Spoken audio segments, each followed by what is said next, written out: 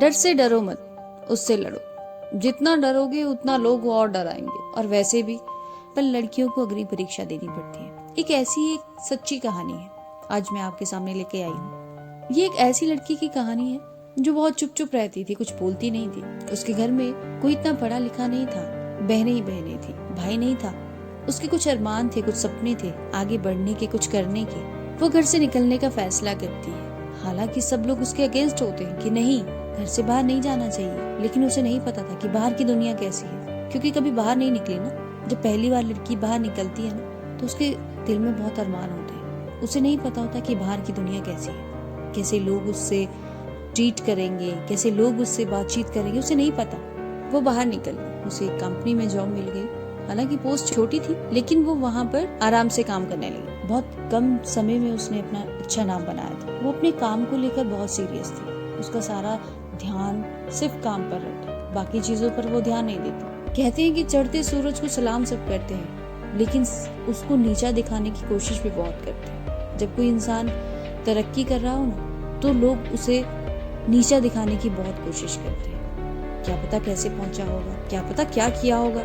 और खासकर लड़कियां, ये बहुत फेस करना पड़ता है। उसने भी फेस किया।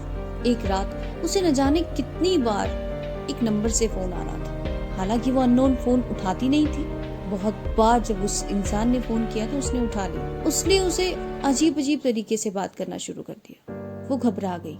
उसने उस नंबर को फौरन ब्लॉक कर दिया। उस लड़की ने दूसरे नंबर से फोन किया, उसने उसे भी ब्लॉक कर दिया। उसने तीसरे नंबर से किया, उसने ब्लॉक कर दिया। फिर उन्होंने मैसेज करना शुरू कर दिया व्हाट्सएप पे। उसकी सोशल मीडिया से फोटो निकाली गई और उसे सेंड कर दी गई और कहा गया कि तुम्हें पता है कि आजकल क्या क्या होता है और हम इसका कैसे कैसे इस्तेमाल कर सकते हैं। हमें किसी ने दी है और कहा है कि तुम उस टाइप की लड़की जो लड़कों से 24 घंटे बातें करती रहती है। उसने कहा ऐसा तुम्हें किसने कहा? उसने कहा जिसने तुम्हारा नंबर दिया है उसी ने कहा, तो तुम हमसे बात करो। वो डर गई। उसने फोन स्विच ऑफ कर दिया। वो ना किसी को बता पाती, ना बोल पा रही थी। पता नहीं कैसे तैसे उसने हिम्मत जुटाई और अपने एक रिलेटिव को मैसेज किया, भैया मुझे ना फोन आ रहे हैं, बहुत ज्यादा अजीब अजीब तरीके से मुझसे बात की जा रही है। भैया मैं क्या करूं, आप प्लीज मुझे बताइए।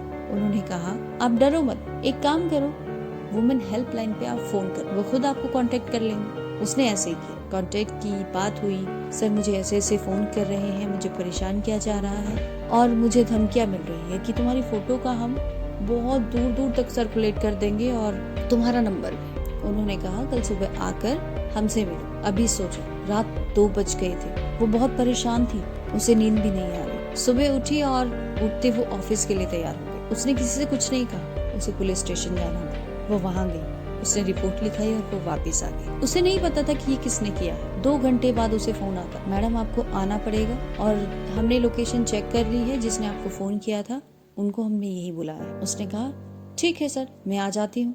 वो चली गई। उसे फिर अननोन नंबर से बार बार फोन आ रहे। वो डर गई, ऐसा ना हो कि कहीं उन्होंने सर्च में सर्कुलेट कर दिया नंबर। अगर मैं घर वालों को बताती हूँ तो मेरी शादी करा देंगे, मुझे मेरे सपने पूरे नहीं करने देंगे और शायद फिर कोई लड़की बाहर आने का सपना नहीं देख पाई, घर से बाहर निकल के अपने सपने पूरे करने का सपना कभी नहीं देख पाएगी। ऐसे ही सोचा उसने और वो चली गई। वहाँ पर उसे पता चलता है कि जिस लड़के के बारे में वो कह रहे थे उसी के ही ऑफिस का एक लड़का था, जिससे वो कभी कभार बात कर लिया करती थी। उसे लगा वो तो ऐसा नहीं कर सकता और वो गई, उसने उसे कॉलर से पकड़ लिया। उसे बहुत गुस्सा आ रहा था कि तुमने मेरे साथ ऐसा किया, तुमने मेरा नंबर सर्कुलेट किया, क्यों?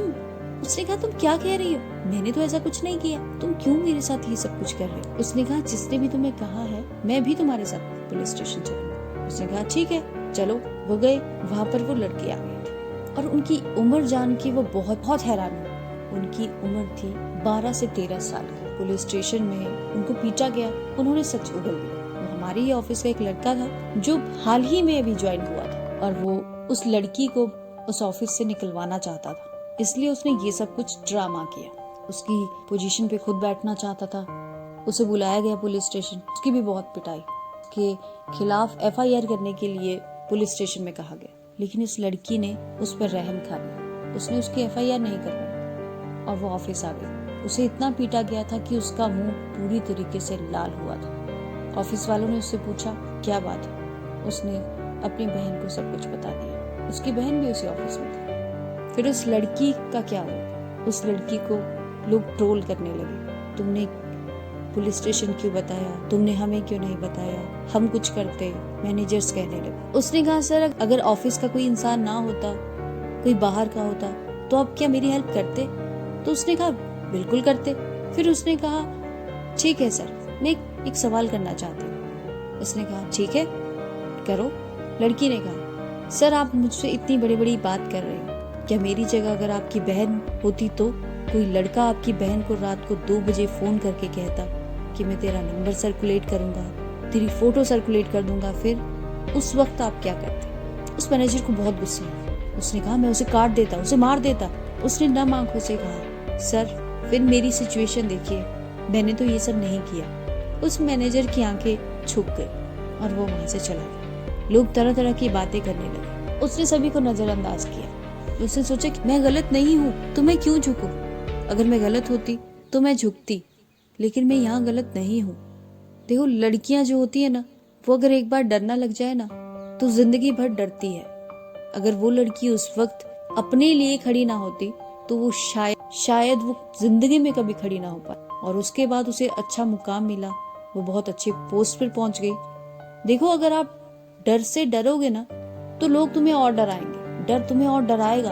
अगर वो उस वक्त ये सब कुछ ना करती ना तो आज तक पछताती। अगर मैंने उस वक्त अपने लिए स्टैंड ना लिया होता तो शायद मैं कभी जिंदगी में वहां ना पहुंचती जहां वो अब है।